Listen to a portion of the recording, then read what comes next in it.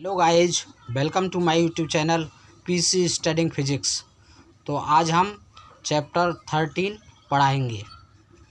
Chapter का नाम है विद्युत धारा के चुंबकीय प्रभाव। सबसे पहले हेडिंग है ओरस्टेड का प्रयोग, एक्सपेरिमेंट ऑफ ओरस्टेड। तो एक्सपेरिमेंट ऑफ ओरस्टेड क्या था? जब किसी चालक तार में धारा प्रवाहित की जाती है, यदि कोई चालक तार है उसमें अगर हम धारा प्रवाहित करें तो उसके चारों ओर एक चुंबकीय क्षेत्र उत्पन्न हो जाता है। तो ओरस्टेड ने बताया था कि उसके चारों ओर यानी तार के चारों ओर एक चुंबकीय क्षेत्र उत्पन्न हो जाता है। इसी को हम ओरस्टेड का प्रयोग कहते हैं।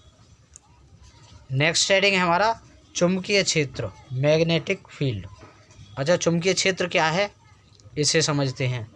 किसी चुंबक के चारों ओर का वह क्षेत्र, कोई चुंबक है उसके चारों ओर का वह क्षेत्र जिसमें उसके चुंबकीय प्रभाव का अनुभव किया जा सकता है, उस चुंबक का चुंबकीय क्षेत्र कहलाता है।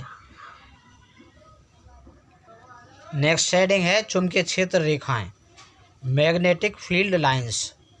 चुंबकीय क्षेत्र में क्षेत्र रेखाएं वे काल्पनिक रेखाएं हैं जो चुंबकीय क्षेत्र की दिशा का अविरत प्रदर्शन करती हैं, मतलब लगातार प्रदर्शन करती रहती हैं। उसी को हम बोलते हैं चुंबकीय क्षेत्र रेखाएं।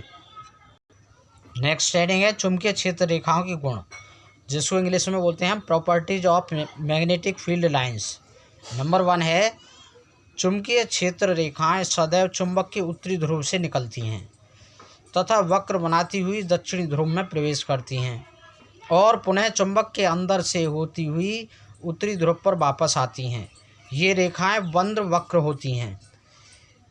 कहने का मतलब ये हुआ कि यह रेखाएं चुंबक के उत्तरी ध्रुव से निकलती हैं और दक्षिणी ध्रुव में प्रवेश करती हैं और ये वक्र बनाती हैं, वक्र बनाती हुई दक्षिणी ध्रुव में प्रवेश करेंगी और चुंबक के अंदर होती हुई वह पुनः उत्तरी ध्रुव पर ही वापस आ जाती हैं। जैसा कि डायग्राम में है, यह चुंबक का यह एक दंड चुंबक है, इसका एन सिरा यह है और ये एस सिरा है, उत्तरी ध्रुव और ये दक्षिणी ध्रुव। तो ये जो रेखाएं हैं चुंबकीय क्षेत्र रेखाएं, यह हमारे उत्तरी ध्रुव से निकल रही हैं और एक वक्र बनाती हुई दक्षिणी ध्रुव में प्रवेश कर रही हैं और चुंबक के अंदर होती हुई पुनः उत्तरी ध्रुव पर ही आ जाती हैं। दूसरा पॉइंट है, ये एक दूसरे को कभी नहीं काटती। ये बल रेखाएं हैं, एक दूसरे को कभी नहीं काटती हैं। नंबर 3 है जहाँ पर चुंबकीय क्षेत्र रेखाएं अपेक्षाकृत अधिक निकट होती हैं वहाँ चुंबकीय क्षेत्र प्रबल होता है।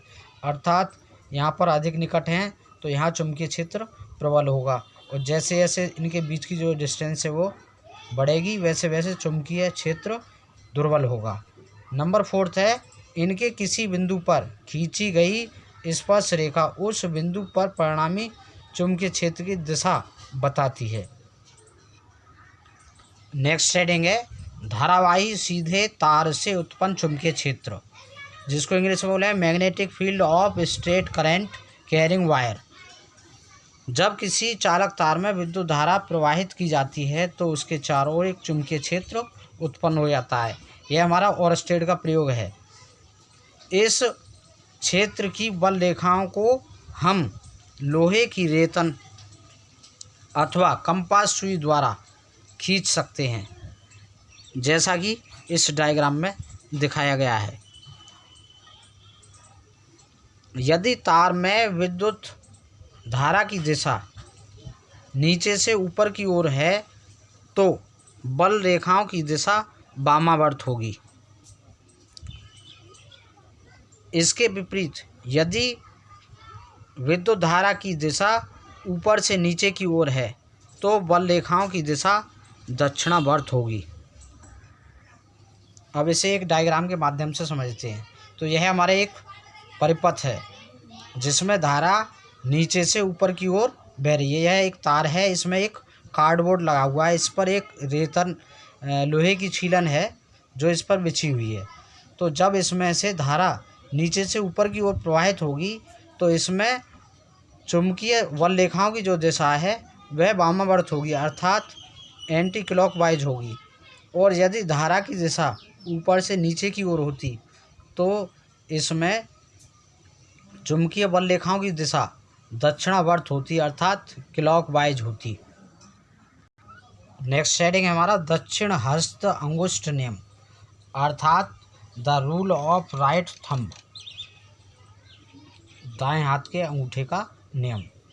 तो ये क्या होता है, यदि दाएं हाथ की अंगुलियों को मोड़कर अंगूठे को इनके लंबवत कर लें, तब यदि किसी धारावाही चालक में अंगूठे की दिशा में धारा प्रवाहित हो रही हो तो अंगुलियां चुंबकीय बल रेखाओं की दिशा को प्रदर्शित करेंगी। इस नियम से धारावाही चालक के कारण उत्पन्न चुंबकीय क्षेत्र की दिशा ज्ञात की जाती है। नेक्स्ट हेडिंग है प्रणालिका, जिसको इंग्लिश में बोलते हैं सोलेनॉइड। किसी अचालक पदार्थ, अचालक का मतलब कुचालक भी कह सकते हैं हम, जैसे लकड़ी, गत्ता अथवा मोटे कागज की बेलनाकार नलिका के ऊपर सुचालक पदार्थ जैसे तांबे के विद्युत रोधी तारों को लपेटकर बनाई गई आकृति प्रणालिका कहलाती है। जैसे मान लिया कि इसको एक बेलनाकार आकृति दी गई है, तो यह गत्ते का हो सकता है, लकड़ी का हो सकता है, या फिर कागज़ का हो सकता है। तो इस पर यदि हम एक तार विद्युत रोधी तार यानी तांबे का तार जिस पर विद्युत रोधी जो ऊपर से उस पर कुछ ना कुछ कवच चढ़ा हो जो विद्युत रोधी हो, तो उसमें उसके द्वारा जो आकृति बनाई जाएगी उसी को हम प्रणालिका कहते हैं। तो यह बनाई हुई आकृति हमारी प्रणालिका कहलाएगी। तो जैसे कि हमने मान लिया कि यह कागज़ का हमारा मोड़ा हुआ एक वेलन है, इस पर हमने इस तरीके से एक विद्युत रोधी तांबे का एक विद्युत रोधी तार ले लिया है। तांबे के तार पर विद्युत रोधी इसको बनाया जाता है और इस पर लपेटी हुई यह आकृति यही हमारी प्रणालिका कहलाएगी। नेक्स्ट हेडिंग है विद्युत चुंबक, इलेक्ट्रिक मैग्नेट। प्रणालिका के भीतर उत्पन्न प्रबल चुंबकीय क्षेत्र का उपयोग। तो यह प्रणालिका है, इसके अंदर एक प्रबल चुंबकीय क्षेत्र उत्पन्न होता है। प्रणालिका के भीतर उत्पन्न प्रबल चुंबकीय क्षेत्र का उपयोग किसी चुंबकीय पदार्थ जैसे नर्म लोहे को प्रणालिका के भीतर रखकर चुंबक बनाने में किया जा सकता है। इस प्रकार बने चुंबक को हम विद्युत चुंबक कहते हैं। नेक्स्ट हेडिंग है फ्लेमिंग का बाम हस्त नियम, Fleming's left hand rule. Fleming ने एक बाएं हाथ का नियम दिया था, उसको समझते हैं। यदि हम अपने बाएं हाथ का अंगूठा तथा उसके पास की 2 उंगलियों को इस प्रकार फैलाएं कि तीनों परस्पर लंबवत हों, तब पहली उंगली अर्थात तर्जनी उंगली चुंबकीय क्षेत्र की दिशा तथा दूसरी उंगली अर्थात मध्यमा विद्युत धारा की दिशा को प्रदर्शित करे तो अंगूठा चालक पर लगने वाले बल की दिशा को बताएगा। नेक्स्ट हेडिंग है हमारा फ्लेमिंग का दक्षिण हस्त नियम, जिसको इंग्लिश में बोलेंगे फ्लेमिंग्स राइट हैंड रूल। यदि हम अपने दाएं हाथ का अंगूठा तथा उसके पास वाली 2 उंगलियों को इस प्रकार फैलाएं कि तीनों परस्पर लंबवत हों, तब पहली उंगली अर्थात तर्जनी उंगली चुंबकीय क्षेत्र की दिशा तथा दूसरी उंगली मध्यमा विद्युत धारा की दिशा को प्रदर्शित करे तो अंगूठा चालक की गति को बताएगा। अर्थात दोनों ही नियमों में इसमें जो अंगूठा है फ्लेमिंग के बाम हस्त में अंगूठा हमारे बल की दिशा को बताता है, जबकि दक्षिण हस्त जो नियम है फ्लेमिंग का इसमें चालक की गति की दिशा को प्रदर्शित करता है। नेक्स्ट हेडिंग है विद्युत मोटर, इलेक्ट्रिक मोटर। विद्युत मोटर एक ऐसी युक्ति है जो विद्युत ऊर्जा को यांत्रिक ऊर्जा में रूपांतरित करती है, अर्थात विद्युत ऊर्जा को यांत्रिक ऊर्जा में बदलती है। विद्युत मोटर का उपयोग विद्युत पंखों, रेफ्रिजरेटरों, वॉशिंग मशीन आदि में किया जाता है। सिद्धांत, विद्युत मोटर का सिद्धांत है जब किसी कुंडली को चुंबकीय क्षेत्र में रखकर उसमें विद्युत धारा प्रवाहित की जाती है तो कुंडली पर एक बलयुग्म कार्य करने लगता है जो कुंडली को उसकी अक्ष पर घुमाने का प्रयास करता है। यदि कुंडली अपनी अक्ष पर घूमने के लिए स्वतंत्र हो तो वह घूमने लगती है। विद्युत मोटर के 4 मुख्य भाग होते हैं, जिसमें नंबर पहला भाग है क्षेत्र चुंबक, फील्ड मैग्नेट। यह एक शक्तिशाली स्थायी चुंबक होता है जिसके ध्रुव खंड N व S होते हैं। दूसरा भाग है इसका आर्मेचर। यह तांबे के तार की अनेक फेरों वाली एक आयताकार कुंडली ABCD होती है, जो कच्चे लोहे के क्रोड पर तांबे के तार के प्रतिकृत फेरे लपेटकर बनाई जाती है। यह चुंबक के ध्रुवों NS के बीच घूमती है।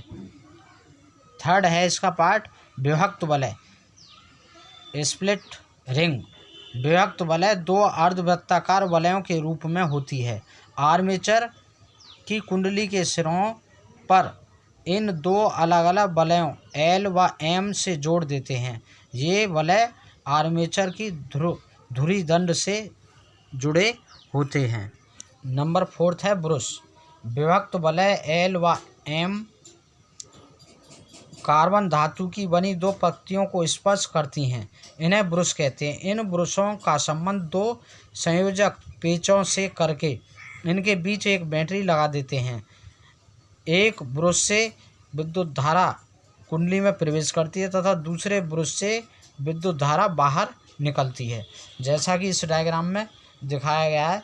तो यह हमारा एक विद्युत मोटर है। इसके 4 भाग हैं। ये पहला भाग है, इसको बोलते हैं हम क्षेत्र चुंबक। तो ये N और S एक शक्तिशाली चुंबक है। ये N सिरा है उत्तरी ध्रुव और ये है इसका चुंबक का दक्षिणी ध्रुव। तो इसे बोलते हैं हम क्षेत्र चुंबक। इनके बीच में एक आर्मेचर कुंडली है ABCD। यह आर्मेचर कुंडली है जो इसमें घूमती है। तो यह इसका दूसरा भाग है। तीसरा भाग है इसमें विभक्त वलय। तो यह हमारी 2 विभक्त वलय हैं, अर्थात आधी आधी हैं, ये जुड़ी हुई नहीं है। विभक्त वलय ये इनको अलग अलग करती हैं। तो ये इसका तीसरा भाग है। चौथा भाग है ब्रुश। ब्रुश यहाँ पर लगे होते हैं, विभक्त वलय से टचिंग होते हैं ये। तो इसके द्वारा इसमें जब विद्युत धारा प्रवाहित होगी, यह एक बैटरी है और यह इसमें एक कुंजी है। तो एक ब्रुश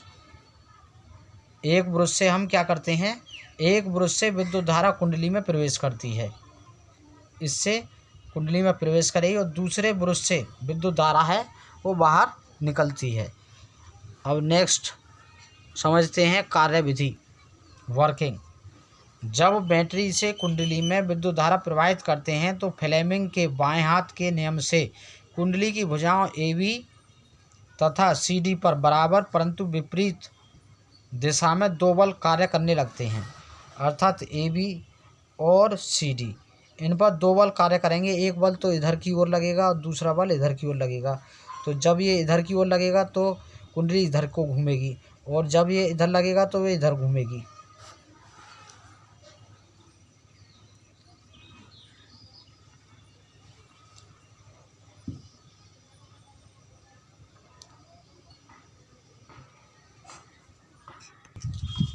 ये दोनों बल एक बलयुग्म बनाते हैं, जिसके कारण कुंडली वामावर्त दिशा में घूमने लगती है।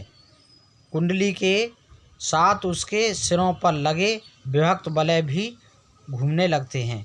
इन विभक्त वलयों की मदद से धारा की दिशा इस प्रकार रखी जाती है कि कुंडली पर बलयुग्म लगातार एक ही दिशा में कार्य करे, अर्थात कुंडली एक ही दिशा में घूमती रहे।